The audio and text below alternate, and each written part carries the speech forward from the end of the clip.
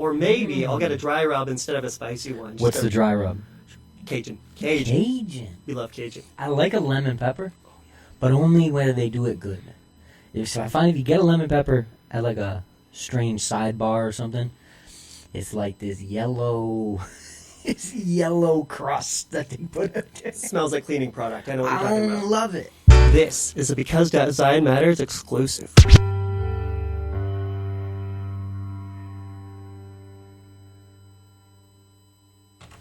No, 93.3.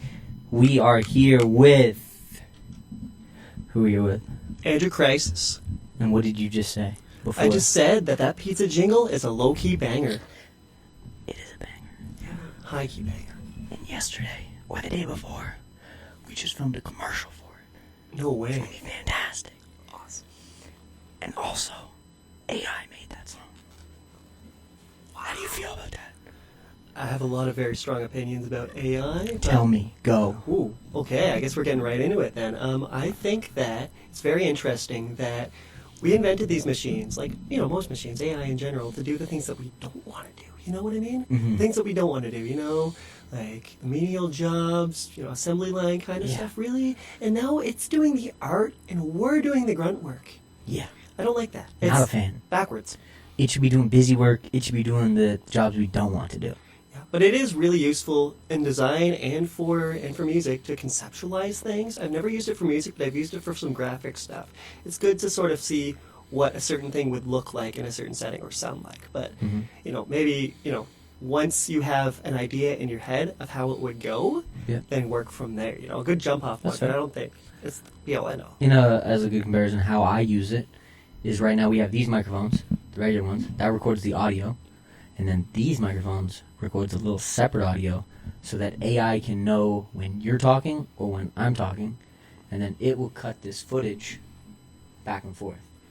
Because ain't nothing creative about that part. See, that's a good use. That's busy work, as I call busy it, work. Right?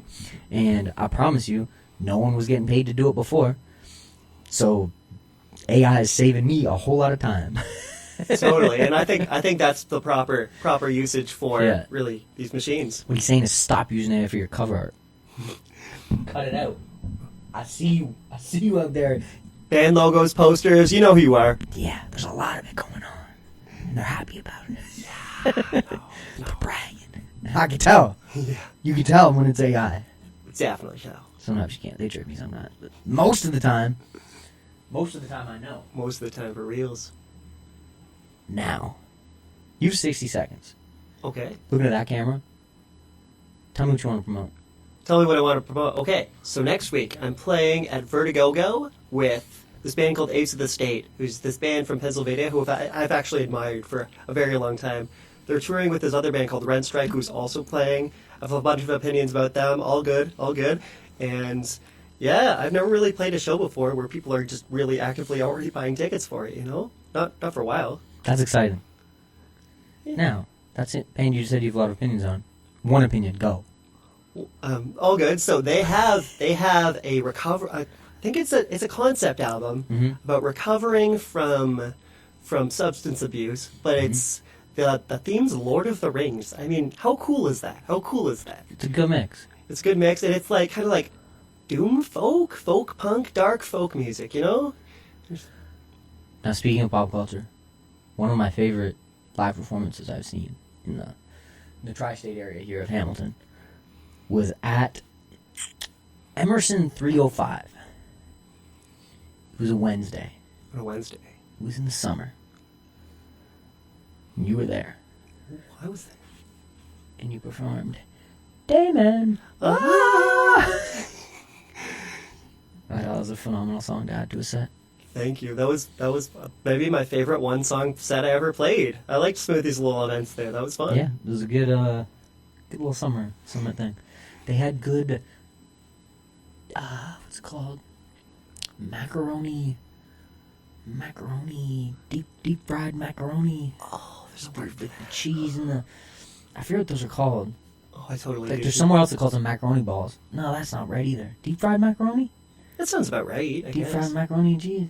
I need answers. I'm sure they have a word for it in America where they Yeah, invented it. there's hard-hitting questions, and I'm not hitting a mark on these. I'll just give you 3 options for something to eat. One's pizza, one's shawarma, one's wings. What are you going to do? You know, I'm a real chicken wing guy. And also, while we're on the topic, I am team drums all the way. Whoa! That's controversial take here. A 93.3. Why? Why drums? Okay, so I understand the appeal of flats. I understand that they're easier. You get in the middle, you get on the sides. I'm a break them in 2. You don't have to do that with drums. You just go. It's it's kind of carnal. Carnal, is that the word? What's the word? It's a primal. A lot of Primal. cartilage on the drum. I know. It's Love primal. You feel like you're biting right into the wing of the chicken.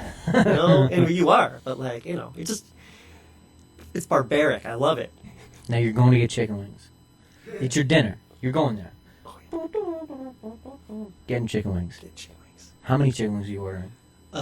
You know what? If I'm really hungry, like right now, 2 pounds of wings, one of them is going to be a sweet flavor, honey garlic, maybe hot honey if I'm feeling it. And then something maybe a little on the spicy side, like, you know, like a hot or a medium. You're mixing the types. 2 types of wings. 2 types of wings. Or maybe I'll get a dry rub instead of a spicy one. What's the dry rub? Cajun. Cajun. We love Cajun. I like a lemon pepper, but only when they do it good. So I find if you get a lemon pepper at like a strange sidebar or something, it's like this yellow crust that they put up there. It smells like cleaning product. I know what you're I talking don't about. love it. But I like a lemon pepper rub and then dip it in hot sauce or medium sauce.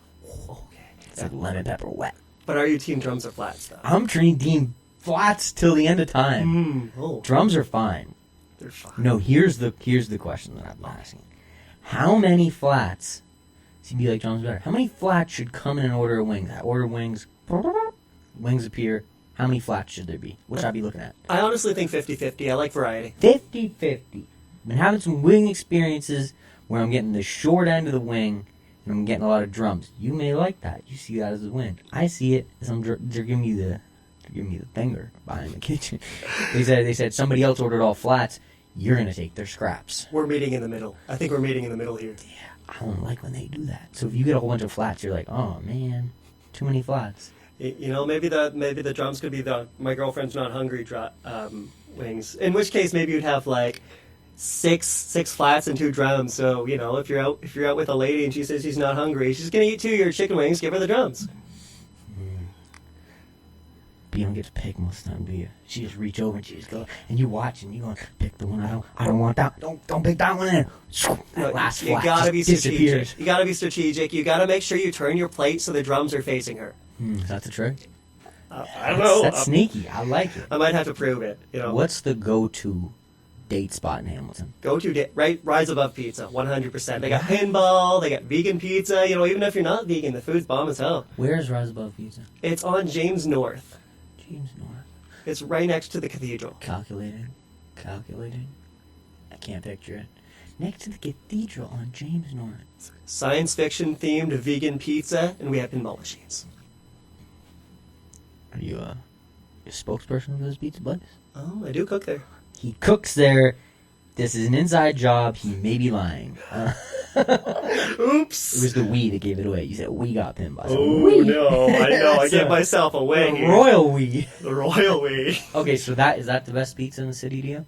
I honestly do think it is. I mean, because the thing I like about vegan food, can I get into it a little bit? Go. Okay, the thing I really like about vegan food is that, I mean, I'm not vegan myself, but it's kind of like painting with a limited palette. Like painting, you know, like painting a picture. If you're thinking of food as art, but you have less options, but you're using that lack of options and mixing things together in order to get a result that's maybe just as good or better than the original if you're painting with a wider palette. Does that make sense? Yeah, that makes sense to me. I personally think some boundaries are good for creatives. Like working on jobs, I think like having a little bit of like guideline forces you to like come up with a solution for that. Like that becomes the problem that you have to solve for. Where if it's just like, oh, do whatever, sometimes that's when people can either procrastinate or just like there's other things that will go on if you don't have a little bit of set boundaries. And it helps with consistency, and actually that's something I'm working on with my new music project. When's coming out? When's it coming out? That's a good question. You said consistency, first thing, deadlines. Deadlines. That's the first thing, Deadlines. consistency. So I have the show that I have coming up next week. That's a solo show. Mm-hmm. But the thing that I'm working on from here on out after that is going to be this new band I'm putting together with some friends of mine. It's going to be kind of like dark cowpunk psychobilly. Think the Cramps or the Gun Club. You say psychobilly? Psychobilly. Do you know psychobilly? What is psychobilly? I want to say it's punk rockabilly, you know? You got these like horror aesthetics mixed with old school rock and roll, like staples. Like you got like, you know, what's the hair? You know, the pompadours. You get the pompadours. Yeah. I mean, I don't really have enough hair for a pompadour right now, but like, you know, that kind of look with like skull makeup. Picture that, but music. You know, I got these almost like rockabilly, surf rock kind of minor songs that are fast, minor key songs that are fast. Yeah. And we're kind of doing this kind of like almost religious kind of theme. I'm interested. I'm going to dress like a Southern preacher, and a lot of the songs are going to be about... Are you going to dress like a Southern preacher? Oh, yeah. And not just because it's Halloween. That's going to be the uniform. That's going to be the uniform. And we have names. We have names, too. Well, we have a few. I might just go to the name Crisis, because we're called Crisis and the Apostates, which is a play on Christ and the Apostles, I guess. But I like it. Our bass player has already claimed the name John the Slapdist. That's tough to argue with. Right? I couldn't say no to that. No. He insisted. He's like, okay, if we're doing this, I'm going to be John the Slapdist. And I was like, yes, you are. You're on board with it. So we got Crisis. Mm-hmm. We got John the Slapdist. And our drummer, Mia Magdalena. Another good one. Next. Oh, that's all we got so far. That's it. That's all you need. That's all we need. And when will we be able to... Would we have an idea when we'll see this? You know, 2025, that's going to be our year. It's going to be our year. It's right around the corner. I'm excited. Vertigo. Yeah. You were doing some weekly shows there? Bi-weekly shows? I was doing a weekly open mic there for a little while. Yeah. I just had to focus on some personal life stuff. I just didn't really have time to do it anymore, but I am really excited to play this show there coming up next Thursday. And when you were having those open mics, a reoccurring character who I'd see there. Are you talking about Pureluv? Is the one and only Pureluv. And the last time I saw you were trying to evade a crab. The crab. Oh, are we talking about the crab right now? Do you recall? I recall the crab. And I'm not talking about the ones in people's pants. Not this time. Not this. Next time, maybe. Maybe, yeah. This time, not so much. Yeah, I you also... want to explain the crab? Yeah, should I also... You said I don't want to talk about the crab. Oh, I want to talk about the crab. Go ahead. All right, yeah, and we'll maybe lead into the pepper spray part, too. But, so Pureluv, as you know, we were doing a... Can I say Jackass on the radio? No. Go ahead, though. Okay, we were doing a MTV stunt-style music video. Exactly. And when we were in the grocery store, we were buying eggs, because that was part of it. And one of these lunatics, it was either you or Cam. I'd never start there and go on. Okay, it was Cam. Cam was like, we need to get a live That's Pureluv for people who don't know. Yeah. Purelov's idea. I'm paid by the hour. Keep going. I didn't want to interfere with the process. I was just there. So, basically, we got the crab. We ended up on the front steps, or like the little tables in front of the courthouse downtown Hamilton. You ever see the chess staples, the checkerboard? Yeah, the little checkerboard. The little checkerboard. And we flipped a coin. We flipped a coin to see who would be pinched by the crab. Thankfully, I didn't get the short end of the stick. But in retrospect, I kind of wish I did, because then I feel like maybe I contributed a little more creatively. But you know what I mean. I know what you mean. So, I don't think you wanted to get bit by that crab. No, I didn't think so either. He had big pincers. He's like, those little mouth things, that was terrifying. I wouldn't want to get bit by the crab either. Yeah, but Not bit, by the way. Clamped. Crabbed by the crab. What a crab does, you know? Yeah, that wasn't even the craziest part of that day. Do you remember what happened after we took the crab out? We didn't even get a chance. The crab was out for 2 seconds. Some lady came up to us and she started asking us about it. Like, are you going to eat that? Can I take it? Can I eat it? We were talking about it. Then all of a sudden, some lady comes out of nowhere and pepper sprays her. And I ended up inhaling a bunch of it. It was not pleasant. You couldn't have wrote such a Hamilton moment. No, really. We were just sitting there, minding our business. With a crab. Playing with the crab. She came up pretending to be interested in the crab. Next thing you know, ba ba ba ba ba. That's not gun noises. That's pepper spray noises. And I saw her later. I was in Tim Hortons in Jackson Square, maybe 30, 40 minutes later, because after that we did some paintball. Right. And she came in to the Tim Hortons while I was in line. What? Looking to get water from the Tim Hortons lady.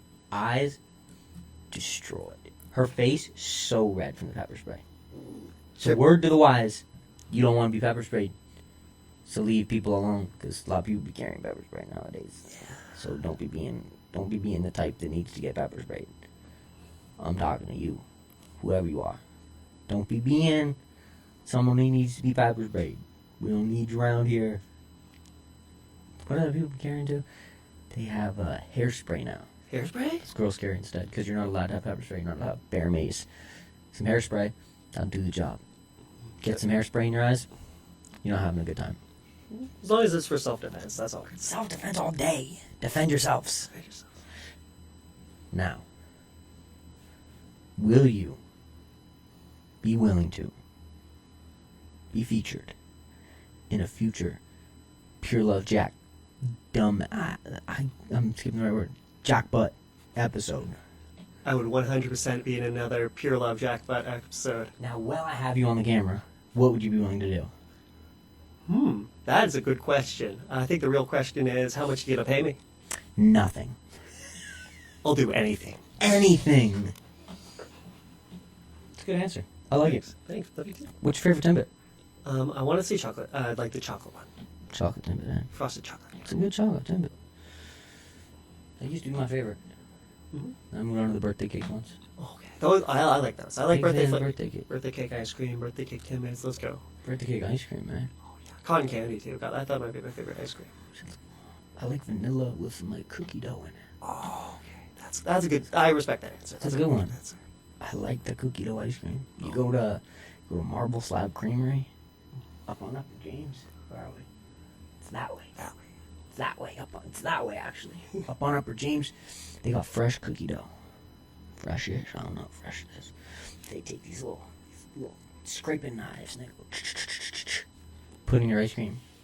Delicious. Do it all in house. That's great. Yeah, it's a good time. Now, I have a question for you.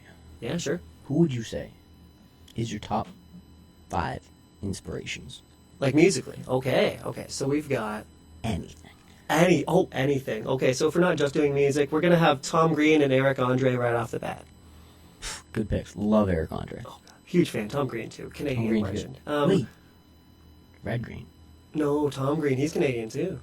Yeah, I was confused. Oh, Red Green is on my list. But Oh, don't fair worry. enough. You got Tom Green. We got Green Day. We're on the green color, but yeah, I love Green Day. Let's see. I like this band called AJJ a lot. They're fantastic songwriters. Mm-hmm. Maybe we just need a meme answer for the 5th one. Let's say Nicolas Cage. Nicolas Cage. But I do love him. Is good, and sometimes he is not. Yeah, But a lot of times he is good. Other times he's not. What's your favorite Nicolas Cage movie? Adaptation, hands down, his best movie. Jeez, I don't think I've seen it. He plays twins, and they're screenwriters. Do you know Charlie Kaufman? Do you know, like, Spike Jonze? Like, that kind of movie? Like, it's like one of those... He makes, like, being John Malkovich. Mm-hmm. So it's the same guy who did that. So all his movies are really cerebral and very, like, kind of out there. So this is a movie where Nicolas Cage plays the screenwriter of the guy who's writing the movie, if that makes sense. Like, Charlie Kaufman, the guy writing the movie, writing a script about a non-fiction book that exists in real life and in the universe of the movie. So he plays him and his fictional twin brother, who Charlie Kaufman doesn't have a twin brother, but for the sake of the movie, Nicolas Cage is playing twins. Has to be done. Yeah, it's Sounds like a good movie. sounds like it's fantastic. Did you see one of those newer ones he did where he's in everybody's dream? I didn't see that one yet, but I did see the one where interesting. I did see the one where he plays himself. Where he plays himself. Yeah, that is a good one. Yeah, the unbearable weight. He kind of gets kidnapped. Yeah. But kind of not, because he starts liking it. What's Yeah. that called? You got Stockholm Syndrome. Stockholm Syndrome. That's my mission when people come to the interview. I mean, you're kind of trapped at the start, and you like it by the end. Oh yeah. Fair enough. Halloween is today. Yes. Your costume is I'm Fred Durst. Fred Durst. I'm gonna hold up a picture of Fred Durst right here. Probably beside your head instead. Now, You know the song The Monster Mash? Yeah. You know there is no song The Monster Mash in The Monster Mash? I was actually talking about this with my coworker the other day. Yes. Did you find a solution? No. Because the song The Monster Mash is about them dancing to the song The Monster Mash, But it doesn't which exist. is not the song The Monster Mash as we know it. It's the song in The Monster Mash where they be monster mashing. I think I know the solution. I think somebody's going to have to interpret what you think these monsters would be listening to. Maybe look for some historical accuracy of when, the Wolfman movie was made and all that stuff, back in the old horror movies. Think about the music they were listening to at that time and write a song about 4 monsters to dance to based on that. Now, Tariq Funk, maybe a more knowledgeable fellow than myself or yourself, said the Monster Mash is a dance move. Oh, so it's not even a song. He said that on the way out. I said, I'm saving this question. He said, yeah, now talk about some serious topics like the Monster Mash. I said, I will. Right, because they didn't dance to the Monster Mash. They did the Monster Mash. It's the dance itself. Yeah. So that's what we really need to figure out. How do the monsters mash? Why, Mashed potato? why were they mash? Why were they so happy? It seemed like a bad time. Yeah, terrifying. What's been your favorite Halloween costume you've ever been? That I ever did? Yeah. You know what? went as the Nightman from Always Sunny a few years ago. I'm going full circle here. That's my favorite one now too. That's my favorite costume of yours. Nobody at the party knew who I was. It was sad, but They don't need to. yeah, I knew. Educate yourself. Yeah. Have you seen all of Sunny in Philadelphia? Yeah. Philadelphia. Yes. Philadelphia. Yeah. Great show. Do you have a favorite episode? Yeah, I have a few. I think my favorite one is Dee and Dennis go on welfare. That is good. I like the one where they have the house too. You know that one? Yeah, they're in the suburbs, and he Yeah. throws the plate, and there's that big meme about that. He keeps claiming that he's making mac and cheese every night and like slaving over it, and it's just out of the box. Yeah, Max mac and cheese or whatever. Yeah. And then it turns out there's the gas leak. Right. Just spoil episodes. What else? What's that? The new season is insane. How about the episode, the concept episode that you had? Oh, What's the concept? episode? I don't know if I should talk about that one on the radio. Go. It's not Diddy. So all I can say is that I have a pitch for an Always Sunny episode called Go. The Gang Sues P. Diddy.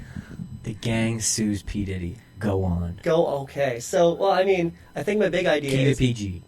Okay. But go on. My big idea is that it opens on September 11th, 2001. This is part of the story. So basically, Mac is at a party. Mac's at a party at, Puff Daddy's house, right? Yeah. And he's advancing on each floor towards the final prize. You know what I'm talking about if you're following this. And he's given the key. He's about to open the door. And then out of nowhere, someone says, "The plane has hit the second tower." And then it flashes forward to present, and it's going to have the title card saying that the gang sues Diddy. And basically, Mac's going to end up claiming that he had a run-in with Mr. Sean Combs. This whole subplot about baby oil. Anyway, Who do I send this clip to? I don't know. But I need to send it to someone. Your idea will now be stolen by It's Always Sunny in Philadelphia. I really hope so. Yeah, it just shows up next season. I'll make a cameo. You gotta pitch. You gotta pitch sometime. Maybe you'll get some royalties. Or maybe this will cut to your own episode where you sue the gang. Oh, to be continued. To be continued. Last thing I'm gonna get from you. Okay. Say this is a Because Design Matters exclusive. This is a Because Design Matters exclusive. Now say who you are and that you've been watching Because Design Matters. I'm Andrew Crisis, and I've been watching Because Design Matters. You've been watching. I haven't been watching. Nailed it. What did you have for lunch today? I didn't. What was the funniest thing you saw on the internet this last week? Cannibal the Musical. Cannibal the Musical. Trey Parker, Matt Stone, pre-South Park. Send me the clip. Have a good evening. Enjoy your Halloween. Thank you for coming out. We will do this again. I'm Andrew Crisis, and I've been watching Because Design Matters. You've been watching. I haven't been watching.